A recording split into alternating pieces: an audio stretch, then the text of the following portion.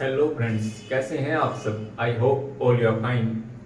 आज इस वीडियो में हम बात करेंगे कि जो आईआईटी एग्जाम के अंदर हम रियल एनालिसिस पढ़ते हैं ना, उसको हम कहाँ से पढ़ें, कैसे कैसे पढ़ें, उसके बारे में आज हम बात करेंगे। ठीक है, देखो ये टॉपिक बहुत सारे बच्चों को टफ लगता है, बट ऐसा है नहीं। ओके, तो वैसे तो सिलेबस ये है रियल एनालिसिस का, अगर इस साल के हिसाब से देखा जाए। ठीक है, जो पिछले सालों के हिसाब से देखा जाए तो इसके अंदर दो टॉपिक और ऐड होते थे। एक टॉपिक तो था काउंटेबिलिटी एंड अनकाउंटेबिलिटी, काउंटेबिलिटी एंड अनकाउंटेबिलिटी। ठीक है, और दूसरा टॉपिक होता था point set topology, point set topology, जिसके अंदर क्या आते थे, ओपन सेट, क्लोज सेट, इस टाइप की चीजें होती थी। Open set, close set, connected set, compact set. ठीक है, ये क्यों मैं बता रहा हूँ आपको, क्योंकि इस बार के सिलेबस में तो ये था नहीं। क्योंकि जब आप पिछले साल के क्वेश्चनों को सॉल्व करने लगो और आपको इनके क्वेश्चन मिलते वहां पर मिले और आप सोचो कि ये तो हमने पढ़ा ही नहीं, और पिछले सालों के क्वेश्चनों में इस टाइप के क्वेश्चन मिल सकते हैं जो काउंटेबिलिटी अनकाउंटेबिलिटी से होंगे या फिर पॉइंट सेट टोपोलॉजी से होंगे। ओके, तो रियल एनालिसिस को पढ़ना स्टार्ट कहां से करें। तो सबसे पहले जब आप रियल एनालिसिस पढ़ना स्टार्ट करें ना, तो ये सब ना पढ़े। सबसे पहले आपको क्या पढ़ना है, सबसे पहले आप सेट पढ़े, सेट क्या होता है, और उसके बाद आप पढ़े रिलेशन फंक्शन क्या होते हैं, रिलेशन क्या होता है, फंक्शन क्या होता है। ठीक है, ये सब इनवर्स फंक्शन क्या होते हैं, पीरियोडिक फंक्शन क्या होते हैं, बाउंडेड फंक्शन क्या होते हैं, अनबाउंडेड फंक्शन क्या होते हैं, इस टाइप की चीजें सबसे पहले पढ़े। ये बेसिक है, ये पढ़ना जरूरी है, ये जरूर पढ़े। ठीक है, सबसे पहले आपको सेट पढ़ना है, रिलेशन फंक्शन, और फंक्शन के बारे में पूरा डिटेल से पढ़ना है, bounded function, unbounded function, periodic function, इस टाइप की सारी चीजें। ठीक है, उसके बाद जो सिलेबस में लिखा गया है, रियल एनालिसिस के सिलेबस को दो पार्ट में इन्होंने डिवाइड किया है। एक पार्ट तो ये है जो सीक्वेंस सीरीज का है, दूसरा है फंक्शन ऑफ वन वेरिएबल का। ओके, अब ये जो सीक्वेंस सीरीज का टॉपिक है ना, अगर आप बीएससी कर रहे हैं कहीं से भी, तो आपकी जो भी लोकल राइटर की बुक है उसके अंदर ये सिलेबस तो सारा है, ये सिलेबस भी है। ठीक है, आप वहां से पढ़ सकते हैं।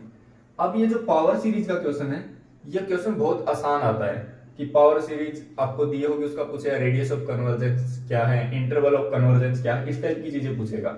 ये टॉपिक आप वहीं से पढ़े, जो भी आपकी लोकल राइटर की बुक है वो इनफ है उसके लिए। ठीक है, उसको आपने ठीक से पढ़ लिया तो आपका क्वेश्चन बड़े आराम से हैंडल हो जाएगा, सोल्व कर लोगे आप। अब बात आती है इसकी term wise differentiation and integration of power series. बहुत से बच्चों को ये टॉपिक है ना अपनी बुक में मिलेगा नहीं, तो आपकी बुक में क्या मिलेगा इसकी जगह, तो ये मिलेगा function of several variable, sorry function of several variable नहीं, ये टॉपिक का नाम मिलेगा sequence and series of, sequence and series of functions, sequence and series of functions, ये एक चैप्टर का नाम मिलेगा। उसके अंदर ये चीजें मिलेंगी आपको, term wise differentiation and integration, तो आपको वहां से पढ़ सकते हैं। तो इसके लिए भी कोई अलग बुक पढ़ने की जरूरत नहीं है, जो भी आपकी लोकल राइटर की बुक है उसको आप पढ़ लें और उसके क्वेश्चन को ट्राई कर लें, उससे काम चल जाएगा। ठीक है, सीक्वेंस सीरीज में कई बार क्या होता है, क्वेश्चन थोड़ा मोड़ा घुमा के देता है। अगर आप उसके बारे में कुछ ज्यादा पढ़ना चाहते हैं ना, तो ये एक बुक है, स्टीफन अबॉट इसके राइटर हैं, और इस बुक का नाम है अंडरस्टैंडिंग एनालिसिस। मैंने भी ये बुक पढ़ी थी। मैंने इस बुक में से काउंटेबिलिटी अनकाउंटेबिलिटी पढ़ा था, और उस टाइम पॉइंट सेट टोपोलॉजी होता था वो पढ़ा था। बाकी ज्यादा जरूरी नहीं है, क्योंकि सीक्वेंस सीरीज भी आपकी बुक पढ़ने से काम चल जाएगा। अगर आपके पास आपने कोई लोकल राइटर की बुक पढ़ी ही नहीं, या फिर कोई बुक नहीं पढ़ी, और आपको ये किताबें समझ में नहीं आती हैं, क्योंकि ये थोड़ी सी ये जो फॉरेन राइटर की किताबें हैं और अच्छी बुकें हैं, तो क्या है कि इनकी राइटिंग थोड़ी सी टफ हो सकती है। ठीक है, क्या पता कुछ बच्चों को समझ में ना आए, तो ये समझ में ना आए तो एक सिंपल सी बुक है एनपी वाली, ये इंडियन राइटर की लोकल बुक है, इसको पढ़ लेना। ठीक है, इसके अंदर बहुत आसान वो क्या बोलते हैं, बहुत इजी लैंग्वेज में लिखा है और बहुत सारे क्वेश्चन भी हैं। ठीक है, अगर कुछ ज्यादा वो आपको डीप पढ़ना तो ये बुक पढ़ना, इसको आपको पढ़ने में टाइम तो लगेगा, बट ये बुक बहुत अच्छी है। अब बात करते हैं फंक्शन ऑफ वन वेरिएबल की। इसके अंदर क्या क्या चीजें होती है, आपकी लिमिट, कंटिन्यूटी, डिफरेंशिएबिलिटी, ये मीन वैल्यू थ्योरम्स होती है, Rolle's theorem, mean value theorem, ये लोपिटल रूल होता है, Taylor theorem, Taylor series, maxima minima of functions, और ये अपना रीमान इंटीग्रेशन, फंडामेंटल थ्योरम। ठीक है, तो ये कहाँ से पढ़े, ये भी आपकी लोकल राइटर की बुक के अंदर होगा, ठीक है। तो उस जो हमारी किताबों में जो क्वेश्चन होते हैं ना, जो लोकल राइटर्स की बुक होती है, उसके अंदर इजी इजी क्वेश्चन होते हैं, ठीक है। तो उसका कुछ लेवल इंक्रीज करने के लिए या फिर थोड़ा सा डीप पढ़ने के लिए अच्छी तरह, तो आप ये बुक पढ़ सकते हैं, कैलकुलस बाय माइकल स्पाइवेक। माइकल स्पाइवेक इसके राइटर हैं और बुक का नाम कैलकुलस है। ये बुक बहुत अच्छी है, आप पढ़ोगे ना आपको मजा आएगा। बट ये बुक आपको पढ़ने में थोड़ा टाइम ले सकती है। अभी आईआईटी जैम में बहुत टाइम है, क्योंकि अभी तो बहुत टाइम बचा है। तो ये बुक आप पढ़ लेना, क्योंकि आपको बहुत अच्छा लगेगा ये बुक पढ़ के। बट ऐसा हो सकता है कि आपको क्या पता 3-4 बार पढ़नी पड़े, ठीक है। तो अदरवाइज ये आपके लोकल राइटर की बुक में तो मिल जाएगा। बट ये बुक को पढ़ोगे ना तो आपको अच्छी तरह समझ में आएगा कि क्वेश्चनों को हैंडल कैसे करते हैं। ओके, अब बचा ये फंक्शन ऑफ 2 और 3 वेरिएबल। इसके लिए कोई अलग से किताब पढ़ने की जरूरत नहीं, क्योंकि यहाँ से क्वेश्चन बहुत इजी क्वेश्चन आता है और ऑलमोस्ट सभी सोल्व कर लेते हैं जिसको ठीक ठाक सा नॉलेज होता है। तो ये जो भी आपके पीएससी में या फिर बीए में जो बुक लगती है उसके अंदर ये मिल जाएगा।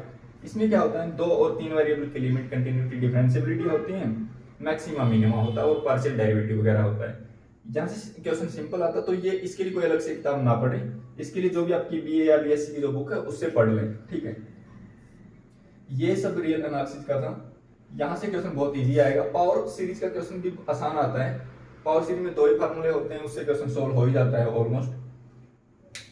ओके, तो ये सब है रियल एनालिसिस का, इससे डरने की कोई जरूरत नहीं है।